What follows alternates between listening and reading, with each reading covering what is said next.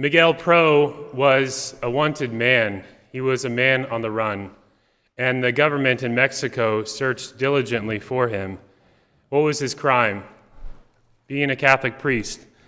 In the land where Our Lady appeared to Juan Diego, a revolution happened just 100 years ago, and the result was a persecution of the Catholic Church. In 1924, a man named Plutarco Calles took office as the president of Mexico, and this is what he announced. He said, "I have a personal hatred for Christ." And he was determined to stamp out the church. Priests were expelled from the country, convents and monasteries were closed, and public worship in churches was forbidden. Many Mexican priests continued to practice their ministry in secret, risking their lives, and Father Miguel Pro was one such priest. He traveled all throughout Mexico City in a disguise and riding his bike to bring the sacraments and spiritual consolation to the weary Catholics of that town. Eventually, he was caught and brought before a firing squad. His last request was a moment of prayer, and he knelt down and prayed. And then when he stood up, he stood next to the wall and stretched out his hands, his arms, in the form of a cross, with a rosary in one hand and a crucifix in the other. And this is what he said: "May God have mercy on you. May God bless you. Lord, you know that I am innocent. With all my heart, I forgive my enemies." And Father Miguel's last words were, "Viva Cristo Rey." Viva Cristo Rey. Long live Christ the King. These words declare an important truth of our faith. Jesus Christ is King, the King of Kings and the Lord of Lords, and all authority comes from him and depends on him. He is the true King. The Archangel Gabriel testified to this when appearing to Mary at the Annunciation, saying, "Of his kingdom there will be no end." And Jesus declared his own kingship before Pontius Pilate, who was the highest civil authority in Palestine on the last day of his life. Christ has supreme authority, and as we heard in today's gospel, he is the judge of all. And when people and nations forget this and thrust Jesus Christ and his holy laws out of their lives, it leads to ruin, since there is no longer a secure and solid foundation. And when his reign is embraced, however, individuals find happiness and society finds peace. Recognizing the kingship of Christ also means recognizing the rights of the Catholic Church. The Church was founded by Christ and given the natural and inalienable right to freedom, perfect freedom, and immunity from the power of the government. And so this means that the Church, in fulfilling her duty that was given to her by God of teaching, ruling, and guiding to eternal bliss those who belong to the kingdom of Christ, cannot be subject to any external power. And so this bears repeating. In fulfilling her task, the Church cannot be subject to external power. And that's what Father Miguel Pro testified to with his blood. Viva Cristo Rey. The Church is ultimately subject to a higher authority. And this is not to say that the government should not be obeyed. Of course it should. That's also a teaching of the Church based on the fourth commandment and is exemplified by Jesus himself. But the Church has a liberty given to her by Christ that the government cannot infringe on. And if this happens, as it did in Mexico not too long ago, then we must refuse obedience.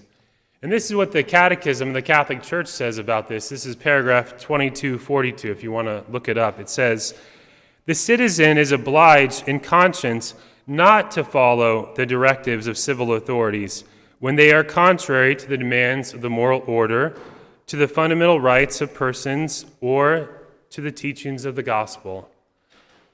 And during this current crisis that has now transformed our lives for the past 9 months, we have seen in some places and at some times the rights of the Catholic Church pushed aside and trampled upon. And now, obviously, I have no qualifications to speak about what must be done for public health. I'm not going to do that. Public health authorities have a difficult task, and I respect them for that. But what concerns me and what concerns us as Catholics is the liberty of the church. This Sunday, in England and in France, Catholics cannot attend Mass. And this time, it is not due to the decisions of the bishops as it was in the spring.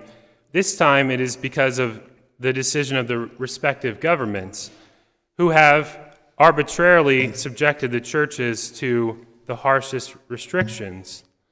And when the bishops of France pleaded for the restrictions to be lifted, their Supreme Court denied their request. And a government official said that the lockdowns fully respect religious liberty because the churches were still open for private prayer and the faithful could watch Mass online. And this begs the question, who gets to decide what is an essential part of the Catholic religion? Is it the church herself or the state? And so this has kind of brought a bit of a conflict that keeps growing day by day. Last Sunday, in 30 cities across France, Catholics gathered to demand the return of Mass, which they rightly see as essential. And this Sunday, at least 70 places they are gathering, and next week, perhaps more.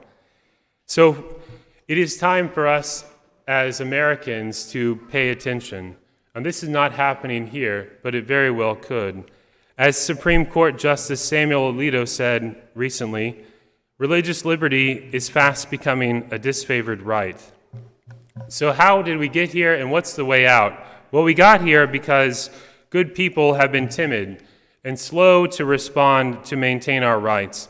We have been reluctant to engage in disputes, we avoid conflict, and only give a weak resistance.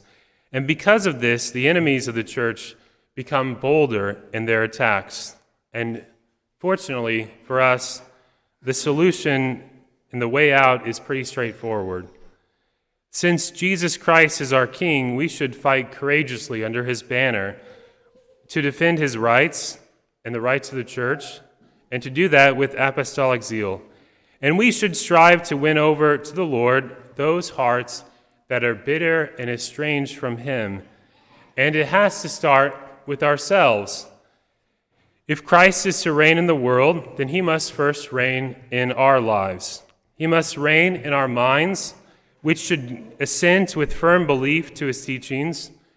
He must reign in our wills, which should obey the laws of God. He must reign in our hearts, which should love God above all things. He must reign in our bodies, which should serve as instruments for the sanctification of our souls. And if we do this, then as Jesus says, we will inherit the kingdom prepared for us from the foundation of the world. And we will further the empire of Jesus Christ on this earth. So, with Father Miguel Pro and those many other Mexican martyrs, we should say, Viva Cristo Rey, long live Christ the King. That is our cry of freedom, and that is the cry that we ought to offer as Catholics, defending our Lord and his holy church.